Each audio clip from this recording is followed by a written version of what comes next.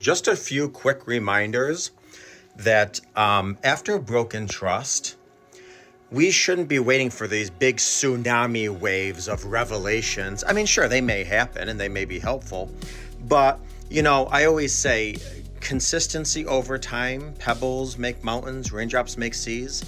That's the work that needs to happen. It's, when your partner, or if you are the one that betrayed, makes a promise and you keep that promise.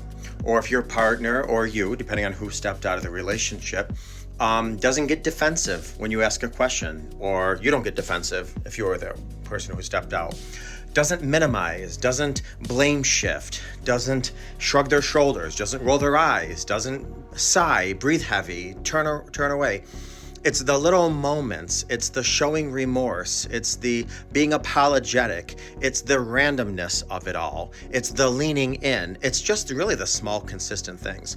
Now, if you are the person who is betrayed, and you're getting these emotional floodings and your flashbacks and your triggers, one of the things that I often recommend, and if you haven't done this and you're in this situation, think of triggers as like, I just mentioned tsunami waves. Think of them as big tsunami waves. You can say, okay, today when I get up, I might be experiencing one today. I might be experiencing one right now. But just like tsunami waves, they come in like a raging bull, but they eventually kind of, fade away. Now, if you're in the beginning stages, the first 3 or 4 months of D-Day, these tsunamis are just endless and they don't really give you a reprieve. But just tell yourself, just like these waves, they kind of do go, they will go. And then you make sure that you do some of the other tips and techniques that I recommend when you do get a trigger.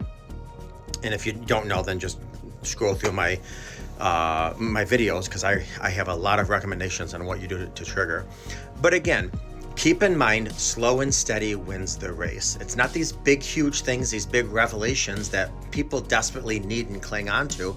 It's simply doing the consistent work, watching videos, getting into a professional, mental health person that can help you discover your why, showing up when conversations need to be had. Be proactive in having these conversations. I'm telling you, slow and steady wins the race. I understand if you were hurt, or if your partner's the one that was hurt, they are like so emotionally dysregulated and they want a pill to take this pain away, or you do if you're the one who was in pain. But you gotta keep in mind that the journey is equally as important, if not more important, than the destination. Slow and steady wins the race. Pebbles make mountains, raindrops make seas. Slowly over time, trust is rebuilt, relationships are rebuilt, joy comes back.